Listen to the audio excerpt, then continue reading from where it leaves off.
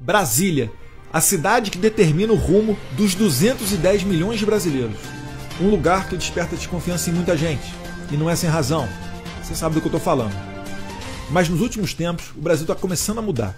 E goste ou não, essa mudança passa por aqui. Em uma era de fake news, onde a credibilidade da grande mídia se destrói a cada dia, o cidadão quer conhecer de perto a verdadeira revolução que vem ocorrendo em nosso país. Políticos, artistas, ativistas, personalidades de diversos setores que impactam a vida do povo brasileiro vão estar aqui. E você vai conhecer a verdade, descobrindo o que o Brasil precisa saber.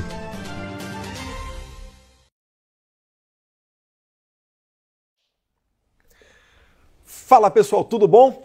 A gente hoje não está com muito tempo não, irmão, então por isso a gente está falando hoje com o ministro sem tempo, ministro Tarcísio de Freitas. Muito obrigado, ministro Tarcísio. Como é que está o senhor? Obrigado, deputado. Prazer tê-lo aqui, né? Estando nesse programa importante. Vamos lá, sem tempo, tá? Ano sem tempo. Então, bora direto aos assuntos.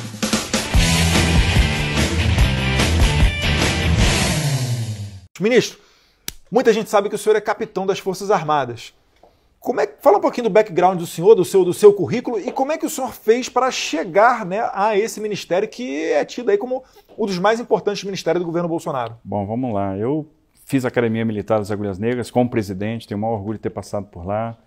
Que ano que o senhor se formou lá? Me formei em 96, né, já tem 20 e pouquinho anos aí, 24 anos, não é bom ficar falando disso. Enfim, saí de lá, servi no Nordeste, servi em 2 lugares, no Rio Grande do Norte e em Pernambuco. Depois fui para o Instituto Militar de Engenharia, fiz engenharia civil lá no IME. Quando saí do IME fui para o Amazonas, servi lá um bom tempo na Amazônia, passei quase 6 anos lá. Nesse período eu tive uma passagem no Haiti e voltei para o IME para fazer um mestrado em Engenharia de Transportes. Depois saí do Exército, fui para a Controladoria Geral da União, fui auditor da CGU. Fez concurso? Fiz concurso, né? Naquele período da CGU eu fui cedido para o DENIT, eu passei 4 anos como diretor do DENIT. Na sequência... fiz o concurso para consultor legislativo da Câmara dos Deputados. Fui aprovado. Foi aprovado. Foi aprovado. Dei sorte. sorte Descobri que Deus ajuda, né? Deus faz milagres na gente quando a gente menos imagina. Atua na vida da gente, né? Então fui abençoado. Aí, naquele período, depois de um tempo de Câmara, eu fui convidado para ser o secretário de parceria de investimentos lá da Presidência da República. Fui secretário de coordenação de projetos, estava estruturando concessões e privatizações. E aí teve a eleição do presidente Bolsonaro. Eu fui levado até o presidente por vários amigos que eu tenho, o Jorge, o Major Vitor Hugo. Tive a oportunidade de conhecer o presidente e digamos que eu fui convincente com o presidente que dava para tocar a infraestrutura. Ele acreditou em mim, ele é doido, completamente varrido. E aí me botou aqui. E eu descobri que é muito legal ser capitão, né? Porque, veja, é o melhor posto do Exército. Com certeza. É melhor ser capitão do que ser general. Com certeza. Não tem general gancho, tem capitão gancho. Né? Virgulino Ferreira era capitão. Então... Vamos aí. Show de bola. Ministro, e um assunto que não pode passar aqui nessa pauta é a questão da pandemia. Tem alguma coisa que o Ministério da Infraestrutura tenha feito no combate ao Covid ou para ajudar o Brasil nessa situação de pandemia? Olha, a primeira missão que a gente recebeu do presidente na infraestrutura com relação à pandemia foi garantir a logística. Imagina se a gente tivesse isolamento social, fechamento de mercado, fechamento de comércio e desabastecimento. Prateleira vazia. A gente sofreu isso com a greve dos caminhoneiros em 2018. Então a gente não podia deixar, né, haver o desabastecimento. Isso foi uma vitória silenciosa do presidente. Então foi feito aqui, arrumado um conselho de secretários de transporte, presidido pelo Ministério da Infraestrutura. Nós reunimos com todos os secretários, fizemos os ajustes nos decretos estaduais, né, em parceria com eles, para que a gente garantisse o transporte como atividade essencial e mais, garantisse o funcionamento das atividades de suporte ao transporte. A oficina, a borracharia, a loja de autopeça, o restaurante de beira de estrada. Criamos uma rede de suporte ao caminhoneiro na estrada, foram 130 postos do SESC Senat entregando alimento, fazendo triagem médica, entregando os kits de higiene. Usamos também os centros de atendimento ao usuário dos concessionários de rodovia para prestar esse auxílio aos caminhoneiros. Colocamos o caminhoneiro na campanha de vacinação. E com esses ajustes no decreto, com essas medidas, a gente manteve o transporte funcionando. Era importante porque a gente teve uma safra recorde, mantivemos os portos funcionando, os aeroportos funcionando e conseguimos, então, enfrentar essa crise sem nenhum problema de abastecimento. garantido abastecimento, a gente precisava ajudar o Ministério da Saúde, que precisava comprar EPIs. A gente montou uma grande operação internacional. EPI, só para deixar claro para quem não entende... É o equipamento de proteção individual lá desses heróis da saúde, aí, a máscara, a luva, o avental, o propé, né, e até alguns respiradores. Nós trouxemos nessa operação que foi montada para buscar no exterior equipamentos e realmente a gente percebe que estamos passando pela crise sem faltar o EPI na ponta. O EPI está chegando, a gente consegue trazer do exterior, levar para Guarulhos, distribuir para o Brasil inteiro. Então foi outra atividade que funcionou e ainda montamos um hospital de campanha para o Ministério da Saúde de Águas Lindas, né? Foi o Ministério da Infraestrutura que montou, 15 dias de obra, enfim.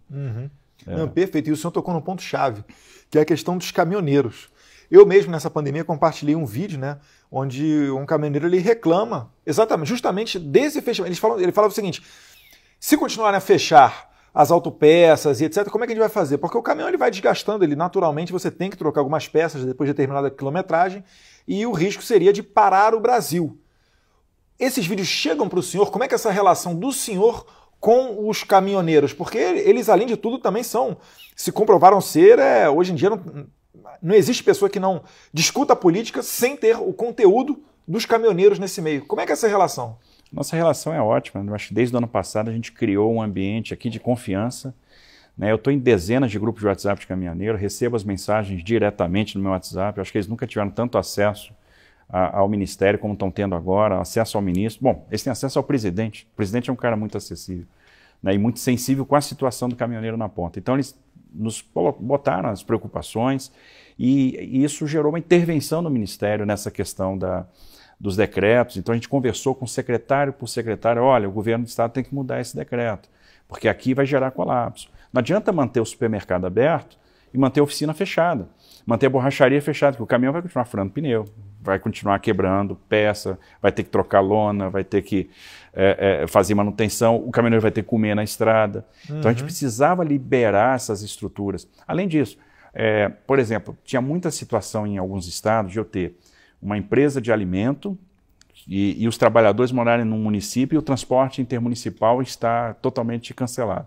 Então a gente precisava criar os fretamentos especiais para fazer com que aquela fábrica funcionasse, a fábrica de embalagem. Então, no final das contas, tem toda uma cadeia que a gente tem que pensar para não deixar ter o desabastecimento. A fábrica de alimento tem que funcionar, a fábrica de embalagem tem que funcionar, a autopeça tem que funcionar, e isso foi sendo ajustado. O Ministério da Infraestrutura interviu, né, sob orientação do presidente nessa questão, e graças a Deus estamos chegando aí, enfrentamos a crise sem nenhum tipo de desabastecimento, e aí registrar o nosso agradecimento aos caminhoneiros, que foram corajosos, foram heróis realmente nessa pandemia, heróis silenciosos, né?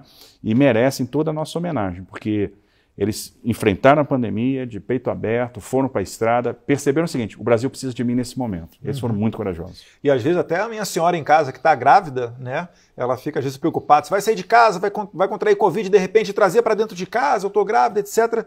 E o caminhoneiro vive essa situação, né? A maioria deles saindo de casa, não consegue levar a família toda e quando retorna, ainda sujeito, né, a esse risco do Covid. Então certamente a palavra é bem adequada. Heróis silenciosos, né? Parabéns pelo trabalho, ministro. E o que me deixa perplexo? A gente que acompanha o senhor nas redes sociais, principalmente no Twitter, consegue perceber que várias inaugurações estão sendo feitas, né? É militar, é engenharia do exército trabalhando, é privatização, é concessão, é leilão e etc. E está lá o caminhoneiro agradecendo. O que é que mudou com o governo Bolsonaro? Por que isso aí não acontecia antes e agora o senhor está conseguindo colocar adiante e até fazendo aqui, como eu falei, sendo o Ministério da Infraestrutura top hoje dentre os ministérios do governo? Acho que é orientação segura do presidente, muito foco, né? O apoio do Exército tem sido fundamental, otimização de processos, combate à corrupção, combate ao desvio, né? Muita seriedade, montagem da equipe profissional. Eu digo que a minha tarefa aqui é a mais fácil de todas, né? Eu me considero o pinguim de Madagascar. Então a minha tarefa é sorrir e acenar, sorrir e acenar, porque a turma faz o resto. Eu tenho um craque em cada posição. Os caras são muito bons e eles dão solução para os problemas. Agora, nesse período de pandemia, nós fizemos 24 entregas de obras. Entregamos no total 94 quilômetros de duplicação, 88 quilômetros de novas pavimentações, 33 quilômetros de restauração, uma sala de embarque no aeroporto, um terminal portuário no interior do Amazonas. Ou seja, não paramos nada, executamos quase 3 bilhões de reais de obras, mais que no mesmo período do ano passado, mantivemos toda a infraestrutura funcionando e, detalhe, preservando a saúde, sem casos de Covid praticamente. Por quê? Não teve nenhum canteiro de obras onde teve Covid e todo mundo pegou, não? Não, não teve isso. Tivemos pouquíssimos casos, as pessoas que apareceram com os casos foram afastadas momentaneamente, não houve uma disseminação e detalhe, nós mantivemos todas as obras funcionando. Por quê? Triagem na chegada da pessoa ao canteiro, medição de temperatura, uso de EPI que já é consagrado no setor da construção civil, capacete, luva, bota, óculos, máscara. A máscara que era usada muito pelo pessoal do asfalto, pelo pessoal da pedreira, começou a ser usada por todo mundo. Espaçamento no transporte dos operários, higienização de veículo, espaçamento no refeitório, nos laboratórios, ou seja, toda atividade preparada para conviver, né, coexistir com a pandemia. Então a gente deu uma grande demonstração que é possível trabalhar enfrentando a crise, né, encarando essa nova realidade. Conseguimos manter toda a nossa atividade, fazer uma série de entregas importantes, né, entregas que inclusive salvam vidas, porque quando a gente duplica 21 quilômetros, como nós duplicamos na 381 Minas, ou 27 na 116 Rio Grande do Sul, são acidentes que nós estamos evitando, são pessoas que vão deixar de ir para o hospital por causa do acidente de trânsito. Então, no final, é muito importante isso e a gente deu uma demonstração, olha, é possível trabalhar, a gente conseguiu. E certa vez, ministro, inclusive junto com as Forças Armadas, eu tive a oportunidade de, numa missão oficial, conhecer ali São Gabriel da Cachoeira, Cabeça do Cachorro, visitamos Manaus. Naquele tempo, quem comandava ali a região amazônica era o general Mioto, pessoa extremamente inteligente, sabia tudo. E tinha um antigão lá, um coronel, que eu vou arriscar o nome dele, mas eu não tenho certeza se é o nome dele. Pode ser Pacheco? Mas enfim, ele já era da reserva. E ele falou para mim, Eduardo, nos anos 70, eu já peguei meu carro e vim de São Paulo até Manaus de carro. E ele fala que hoje em dia, pelo menos há uns 2, 3 anos atrás, né, ele falou que isso aí era impossível. O que está faltando nesse trecho de principal para concluir essa rodovia e novamente poder interligar, né, a região amazônica ao resto do país? Isso é um dos absurdos do Brasil.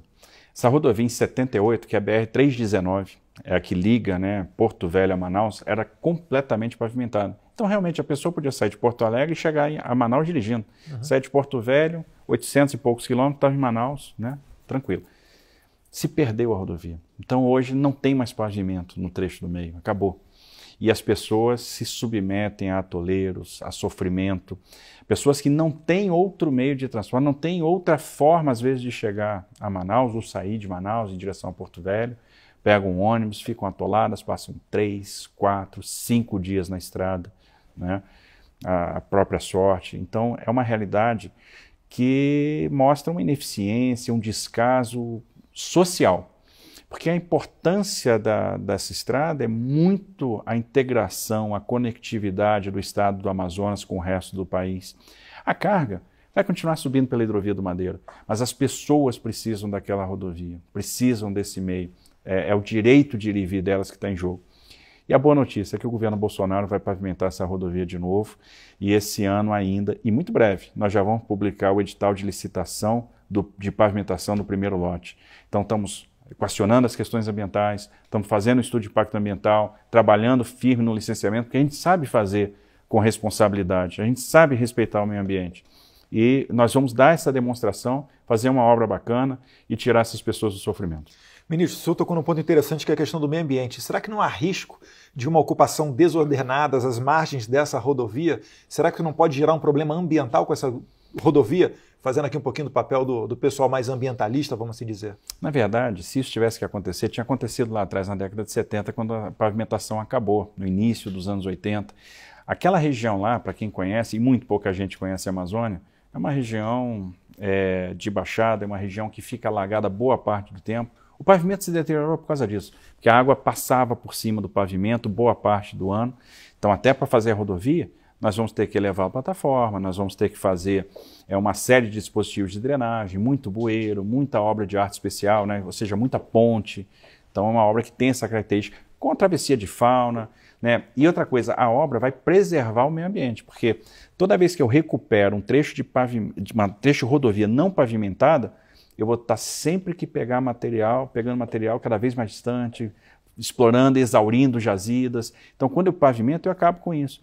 E é uma rodovia que vai atender realmente o lado social, esse lado da integração, das pessoas mais carentes que precisam da rodovia para se locomover. E a gente consegue fazer isso monitorando o avanço de possível desmatamento. Então, não vai ter, porque até aquela região lá, ela é completamente imprópria para qualquer atividade de agropecuária. Então, é uma atividade alagada, fica ali com água lá boa parte do tempo, é uma região com solo muito ácido, então, enfim, uma região bastante inóspita, mas a gente precisa ter essa ligação como a gente teve no passado. Se fosse para abrir, tinha aberto lá atrás. Uhum. E eu, inclusive, dou aqui um testemunho pessoal, que na minha primeira lotação na Polícia Federal foi em Guajará-Mirim, Rondônia, fronteira com a Bolívia. E ali pode ter certeza, na mesma estrada onde vai a fiscalização, por exemplo, na operação permanente que tínhamos, que era Arco de Fogo, e a gente utilizava as estradas para fazer essa fiscalização, onde vai ali a madeira ilegal, também vai o fiscal. Agora, se não tiver estrada, certamente o criminoso continua fazendo a sua atividade ilegal, mas muito provavelmente o fiscal não chega nessa ponta. Porém, ministro, falar de um outro assunto um pouquinho mais a leste, que é o Centro de Lançamento de Alcântara, que eu acredito que foi um dos projetos mais importantes apreciados pela minha presidência na CREDEM, em 2019, a Comissão de Relações Exteriores da Câmara.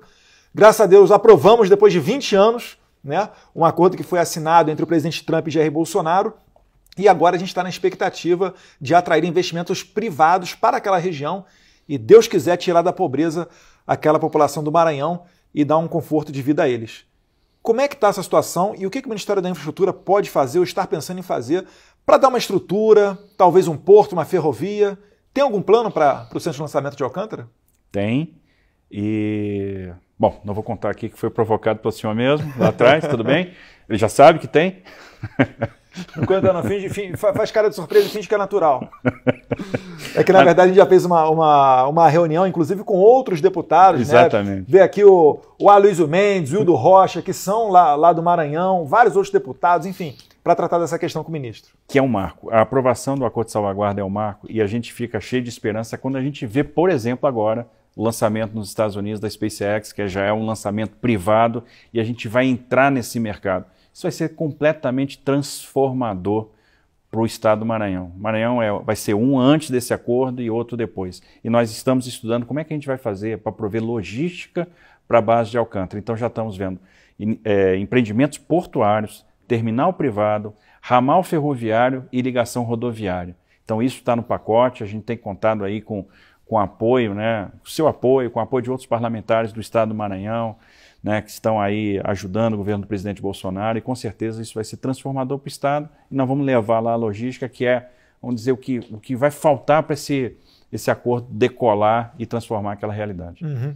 Inclusive, presença também, quase que eu esqueci aqui, deputado Pedro Lucas Fernandes, não pode esquecer o nome de ninguém não, que no Maranhão ali, todo mundo ajudou, inacreditavelmente, ministro. Nosso senador Roberto Rocha. Também, e convergiu ali até o governador do PCdoB, né? Inclusive o pessoal socialista gosta de dinheiro, né? Ninguém vai querer jogar fora essa arrecadação.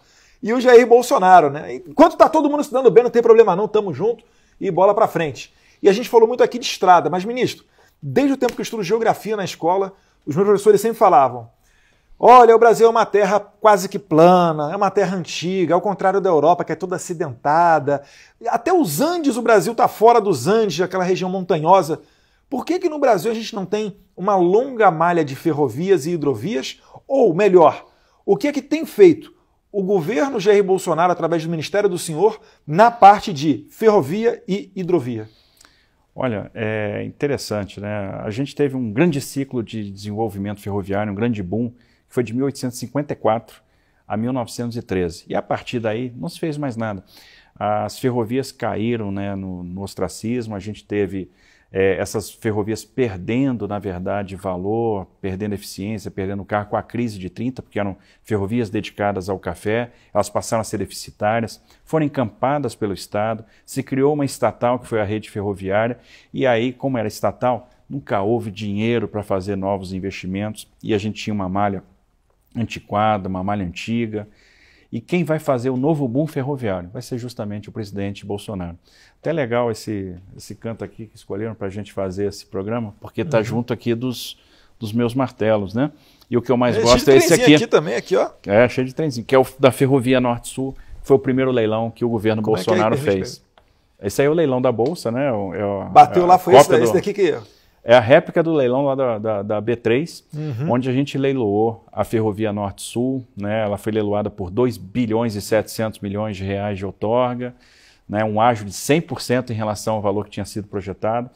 Enfim, e agora nós partimos para 2,8 bi de investimento nessa ferrovia. Significa o seguinte, depois de muitos anos, né, uma ferrovia que começou na década de 80, ela vai ser concluída e nós vamos ter a ligação desde o Porto de Itaqui até o Porto de Santos, ou seja, uma grande espinha dorsal ferroviária ligando o Brasil de norte a sul. Começamos a trabalhar as prorrogações antecipadas dos contratos de concessão de ferrovia. E como contrapartida a essas renovações de contrato, a gente está exigindo investimentos. Há 3 semanas assinamos o contrato da prorrogação da Malha Paulista, até com esse trenzinho que está aqui douradinho, né, que marca essa renovação. 6 bilhões de investimento em 5 anos, 10 mil empregos gerados, 40 municípios do estado de São Paulo atendidos, com obras de contorno, com obras de pátio de manobra, com duplicação, todo o trecho de Tirapina até Santos duplicado, um grande contorno ferroviário em São José do Rio Preto, ou seja, a gente vai tirar a capacidade de lá, que hoje é 35 milhões de toneladas, nós vamos jogar para 75 milhões no primeiro momento, chegando a 105 milhões depois. Vamos investir quase 1 bilhão dentro do Porto de Santos para acomodar a chegada dessa carga. O Porto aguenta isso? Eu já ouvi falar em privatização, como é que está essa situação? Estamos já estudando a privatização do Porto de Santos, né, o melhor modelo de desestatização, provavelmente com uma concessão do ativo e da atividade portuária com a venda da empresa. Ou seja, o ativo permanece sendo da União, permanece sendo do Estado, é concedido para uma empresa que vai fazer toda a operação portuária, respeitando os contratos de arrendamento que estão lá, mas os contratos passam a ter muito mais flexibilidade. Então flexibilidade para né, as garantias de... Exatamente, mantém todas as garantias, todo mundo que já tem contrato, esses contratos simplesmente são subrogados nas condições que eles foram assinados. A gente vai ter facilidade para fazer a gestão do canal e nós vamos jogar lá dentro do porto 1 bilhão de investimento só em acesso. Para ser mais exato, 1 bilhão e 900, quase 2 bilhões. Só em acesso terrestre e acesso ferroviário. Nós vamos ter uma grande pera ferroviária, feixes ferroviários que vão atender todos os terminais da margem direita e a gente vai sair de uma capacidade no porto de 160 milhões de toneladas para 240 milhões de toneladas. Vai ser o maior porto disparado do Hemisfério Sul. Então, um porto super importante. Eu tenho certeza que a gente vai ter um leilão super concorrido. E, além disso, vamos fazer esse ano ainda o leilão da Ferrovia de Integração Oeste-Leste na Bahia, ligando o Caetité ao Porto de Ilhéus. Na sequência, na própria Ferrovia de Integração Oeste-Leste, nós estamos trabalhando firme para concluir a obra até Barreiras, com a participação agora do Exército, que volta a fazer ferrovia. O Exército está entrando lá. Então não é só estrada, não. A engenharia do Exército está na ferrovia também. Ferrovia também. Então, nós vamos ter lá o Batalhão de Barreiras fazendo a parte de terraplanagem e o Batalhão Ferroviário de Araguari fazendo superestrutura, né? E vamos depois fazer a ligação a Norte-Sul. Esse ano a gente deve assinar o contrato da Ferrovia de Integração do Centro-Oeste, ou seja, nós falamos de uma grande espinha dorsal, né, Norte-Sul, a gente vai montar agora a grande costela Leste-Oeste. Ou seja, nós vamos ter 3 opções portuárias diferentes para o produtor do Centro-Oeste, do Oeste Baiano, do Mato Piba, via ferrovia. É uma revolução, isso vai jogar o frete lá para baixo. A gente vai começar a ter custos de transporte muito competitivos. Vai reduzir o chamado custo Brasil, então? Vai reduzir o chamado custo Brasil. Só para você ter uma ideia, esse ano, com a pavimentação da BR-163, que a gente concluiu no finalzinho do ano passado, tivemos com o presidente no início do ano lá inaugurando, o frete caiu 26%.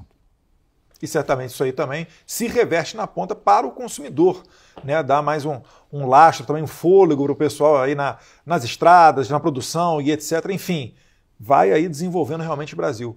Ministro, tem investimento saudita nisso? Porque certa vez o presidente Jair Bolsonaro, voltando de uma viagem que ele fez à Ásia, ele conheceu a Arábia Saudita. Foi a segunda vez que ele encontrou com o príncipe herdeiro Mohammed bin Salman. A primeira vez foi no G20 no Japão. E voltou de lá com uma notícia grandiosa, né? 10 bilhões de dólares em investimento. Para onde é que vai isso? Já sabe? Tem um grupo de trabalho formado no governo federal para ver para onde vai o cheque. O importante é que o presidente botou o cheque embaixo do braço. Você vê só o que é confiança, né? O Brasil internacionalmente, gente, eu vou falar para vocês aqui, a gente saiu das páginas policiais, né? Porque antigamente estava misturada a política com a página policial, tudo ao mesmo tempo, no mesmo local, e agora o presidente está conseguindo resgatar a confiança do investidor a ponto de, na Arábia Saudita, trazer para o Brasil esse investimento de 10 bi. Desculpa interromper, ministro. Não, mas é isso aí. E agora nós vamos pegar esse cheque, nós vamos escolher a dedo os projetos. E vai ser muito interessante, por exemplo, ver parte desse dinheiro aplicado na Ferrogrão, que vai ser uma ferrovia que vai ligar o Centro-Oeste aos portos do Arco Norte, vai tornar o nosso mercado muito mais competitivo, porque vai encurtar a nossa distância para a Ásia e os custos vão lá para baixo. E aí a gente começa a ter uma competição muito interessante entre operadores ferroviários e operações ferroviárias diferentes. Então a gente passa a ter várias rotas de saída diferentes por ferrovia. Então isso é uma porrada no frete, o frete vai lá para baixo, a gente vai se tornar muito competitivo. Uhum. E ministro, mudando um pouquinho de assunto, né? Na internet o senhor virou meme positivo, né? O pessoal da internet adora o senhor, inclusive tem até um jargão lá, né? Virou um meme, né? Tô sem tempo, irmão. É o ministro Tarcísio que ele está falando, que é um cara que trabalha dia e noite. A que o senhor atribui isso? Tem alguém que trabalha para o senhor na internet? Como é que é isso daí? Bom, eu tenho meu time de comunicação que é maravilhoso, né? Coordenado pelo Felipe. E a gente tem contato com carinho do internauta. E é uma coisa bacana, pelo seguinte, infraestrutura é um assunto técnico demais. Então não é aquele assunto, puxa, vamos falar de infraestrutura, vamos falar de estrada, vamos falar de ferrovia. É um assunto super técnico e de repente as pessoas começam a discutir infraestrutura conosco, a mandar sugestões. Ministro, obrigado, pô, o governo Bolsonaro fez isso aqui pra gente, essa rodovia a gente esperava há muito tempo, ela estava muito ruim, mas olha isso aqui também. Ministro, dá uma olhada nesse trecho aqui, a gente vai ver, puxa, esse trecho está ruim mesmo. General Santos Filho, que é o nosso diretor-geral da DENIT, olha, dá uma olhada lá, tal. Vamos mandar a empresa lá para fazer manutenção, vamos contratar a obra aqui e tal. E a coisa vai andando. Aí depois a gente dá a resposta, olha, lembra daquilo lá? Fizemos. Então, por exemplo, todo mundo reclamava da 381 Minas. A gente já duplicou agora 21 quilômetros da 381 e até o final do ano a gente entrega 66 quilômetros duplicados na 381 Minas e estamos encaminhando para o TCU o projeto de concessão da 381. 10 bi de investimento, vão ser 500 quilômetros de duplicação, pegando a 381 e a 262. Né? Então, praticamente todo o trecho da 381, de Belo Horizonte até Governador Valadares, e mais a 262 até quase Vitória, vão estar duplicados. Então é um marco, né? É uma rodovia que mata muita gente, esse investimento vai salvar vidas. Todo mundo pede a 319. De tantos internautas na rede dizer, olha, a 135 está ruim, a 135 Maranhão está ruim, a 135 Maranhão está ruim, realmente está, nós fomos lá para o campo. Poxa, precisamos visitar a 135. Provocação do Twitter. Foi uma dessas daí que o senhor foi lá na boleia do caminhão e... Essa foi na 63, uhum. Né? A gente foi lá, assim, a gente tem que sentir de perto, né? Então vamos ver o que o caminhoneiro está sentindo. Vamos lá para a boleia do caminhão ver o que ele está passando. Naquela estrada toda ruim de terra. E a gente prometeu, olha, vocês não vão mais passar por isso. Até o final do ano isso aqui vai estar pavimentado. E nós concluímos uma obra de 47 anos. A mesma coisa, assim, na 135 Maranhão, poxa, está muito ruim. Fomos no campo, vimos, estava ruim mesmo. Já estamos com as empresas lá para fazer manutenção e Exército. Botamos o Exército num trechinho lá no 135 Maranhão também, já mobilizou. E depois a gente começa a receber o feedback positivo. Puxa, olha, o pessoal está começando a trabalhar, já está melhorando. E lógico, feedback positivo e mais uma cobrançazinha. Poxa, você está melhorando a 135. Dá uma olhada agora na 316 também. Opa, ok, vamos olhar a 316. Isso é muito bacana, essa interação. Ela nos traz senso de urgência e a gente conquista os melhores fiscais do mundo, que são os usuários, é o cidadão, e a gente trabalha para eles. Sensacional. Ministro, para finalizar, como é que o senhor faz para se informar? Né? Eu, particularmente, sou muito crítico, né? Não de toda a imprensa, obviamente, jamais podemos generalizar. Eu sou muito crítico da Folha e do Globo, tá? Não escondo isso de ninguém, não. Principalmente. Como é que o senhor faz para se informar hoje em dia e ter aí condições de montar um cenário para desenvolver o trabalho do senhor? A gente está tendo a melhor informação que tem, que é a informação da fonte. Hoje eu tenho um exército de fiscais na rua. Quem são meus fiscais? São os caminhoneiros, são os profissionais de transporte, são as empresas de transporte rodoviário de carga. E esses caras estão me informando onde é que estão os problemas. Onde é que está a burocracia, onde é que está a ineficiência, onde é que estão os problemas nas estradas. E a partir dessas informações, a gente compõe isso com o planejamento que nós temos. A gente tem um planejamento muito técnico, muito matemático, que sai do Plano Nacional de Logística. Então, dali saem as grandes obras, os grandes trechos. Mas os apontamentos dos nossos seguidores nas redes sociais, né, dos nossos caminhoneiros no WhatsApp, nos dão um insumo valiosíssimo para a gente entrar e resolver problemas. E a gente fica muito feliz porque a gente resolve, intervém, manda para eles, olha, está trabalhando lá, agora vai lá, checa para ver se está dando tudo certo mesmo. E depois eles mandam o resultado para nós, então a interação é... Por WhatsApp mesmo? Vai? WhatsApp mesmo. Ou Twitter. Mesmo. Ou Twitter. Eu vou testar, mandar uma mensagem pro Twitter lá pro seu com a solicitação lá de São Paulo. Pode lá, mandar. Responder, o pessoal, se tiver queixa aí, tiver uma dica, um trecho ruim, entra lá no Twitter e manda pra gente que a gente vai tratar. Pode ter certeza. Não, show de bola. Ministro, muito obrigado pelo tempo do senhor, né? O ministro sem tempo para bater esse papo com a gente. E eu acredito que certamente as pessoas vão gostar dessa explicação, esse esclarecimento, essa transparência do Ministério do senhor. Muito obrigado. Obrigado, deputado. Pô, prazer grande estar conversando contigo aqui no dia de hoje. É isso aí. Pessoal, um abraço, fica com Deus. Até o próximo Brasil Precisa Saber, sempre no ar, ao ar, nos sábados às 18 horas. Até mais.